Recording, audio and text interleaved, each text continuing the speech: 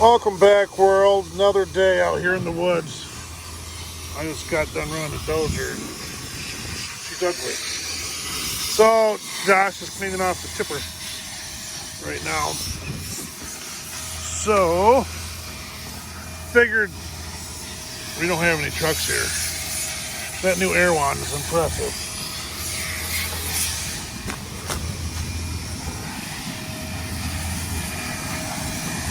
I want to clean out from underneath the little motor,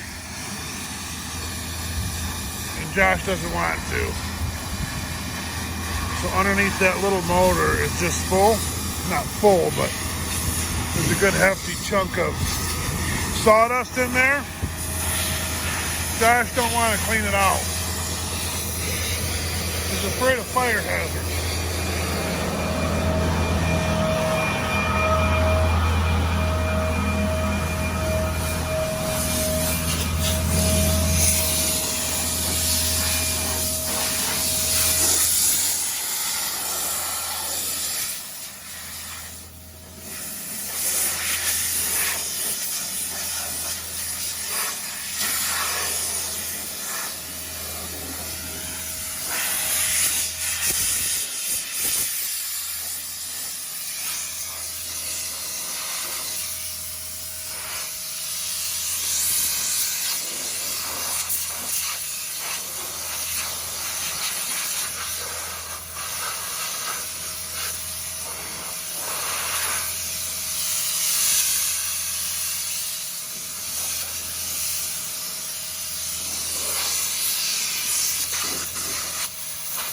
He has to wear earplugs because his little baby ears can't handle loud noises.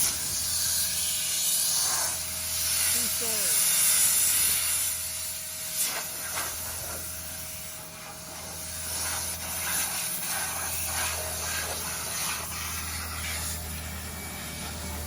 That does an incredible job. That's all dust. 15 foot away from where he's working. That's beautiful right there. That's beautiful. You don't get no better than that.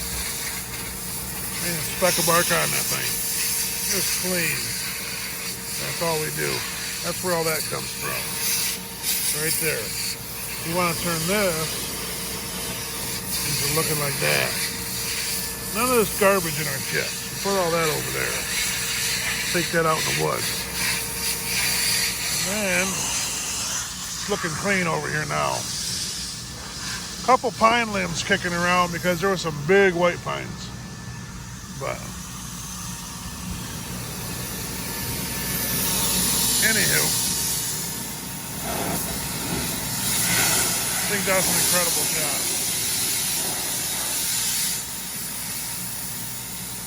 180 PSI all day long.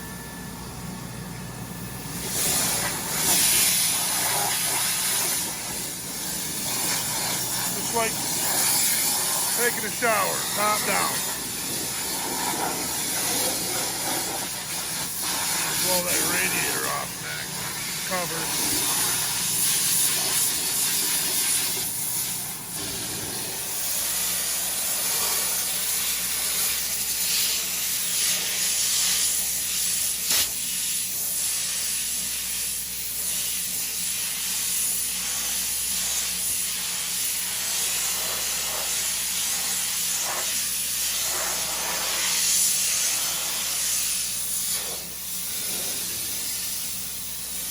Josh wanted gloves. It's so hot you can hardly hold the handle. Hot, hot, hot.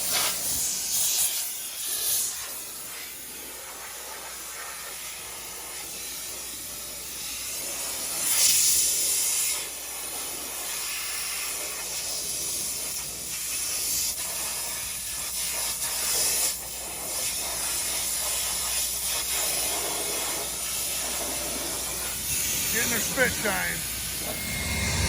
So we had a couple comments in the last video that were pretty good. We had this skidder buried back there. Somebody made mention of tire chains that would have helped. Yeah, I think it would have helped a little bit, but the problem was he drove up and hit the stumps.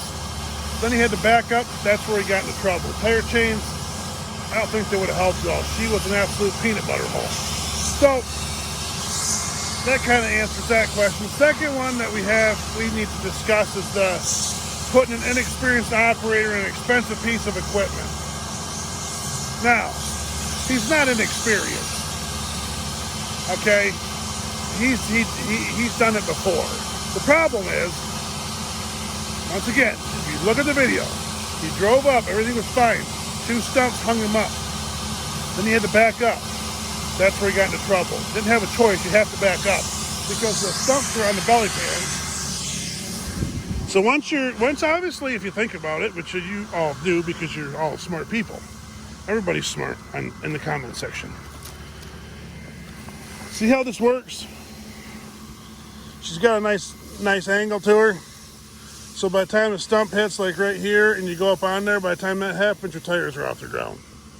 So he had to back up. Well, if you have to back up, if your tires are off the ground, it puts a lot of weight on your back axle. Then you have to go backwards, and now you're trying to push, and it digs, and there's where you get into trouble. So, inexperience, you're wrong. It was literally, it looked just like that right there. Except there might have been a little water here and there around it, but there was one bundle there, and he got that out. That was the issue. Inexperience, no. Expensive piece of equipment, yeah. Just a tool to make money. So, I mean, what do you do? I mean, so if you look around, like, these stumps will hurt you. I got hurt yesterday. It's funny. I was skidding with this skidder, backside of that hill, and hit a stump about like that, and threw me up into the dash, actually my head, very top on the roof is your heater controls and your fan controls. I actually hit my head, turned the fan on high, and it was funny because it was right on the backside of it, so Josh could see it, and the other skidder operator was coming around. He see me do it, and he knew. He said, "I looked at you were adjusting your hat," and I said, "Yeah," because I smacked my head right off the ceiling. And yeah, so those stumps will get you. But every now and then when you get in a predicament and like that stump out there, you can drive up on it and not even know it. And by the time you hit it, because these noses stick out so far on these things, you can't see in front of you for half a mile. You can get in trouble. So that's basically what happened. Not the end of the world at all. And the other comment, somebody commented, instead of Josh standing around watching, he should have went and grabbed those other 2 trees with a dozer. I'm not exactly sure how to do that, what that gentleman was thinking, but there is no grapple on the back of our dozer. So as far as going and grabbing the 2 trees, I moved the 2 trees.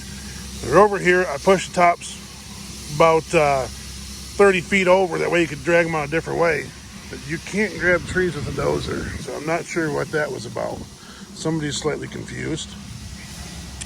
And yes, the last one. Somebody made mention of, what about duals? So, yes, you can do duals, but I don't think, no.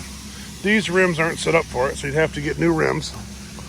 So there's, what are they, about $4 a piece. So there's 16 grand. And then you'd have to find tires for it. We don't have tires for it. So if you use these used ones on the outside, put new on the inside, there's another 16 grand. So you're looking at about $35,000 to put duals on this machine. No, you have to buy rims for the other tires too. So that's another, you have to buy new rims for this and new rims for the duals. So unless you found used ones, you're talking $35,000, $40,000 to put duals on these for when he was stuck for 5 minutes. So I don't think it's really worth it. And crane mats, somebody made mention of crane mats. To put crane mats in there for $20 worth of wood, you'd have 2 guys spend half a day. You'd have a log truck driver have to bring the crane mats out. Have a skidder guy take a couple hours, take the crane mats out there, put them in that hole, grab that one bundle, pull that bundle out, and then grab the crane mats and bring them back. And the log truck driver would have to drive them back to the shop. So you're talking about half a day with wages and fuel and everything for $20 worth of wood. Okay, everybody get the gist. Comment section kind of blew up on this video and everybody's slightly confused.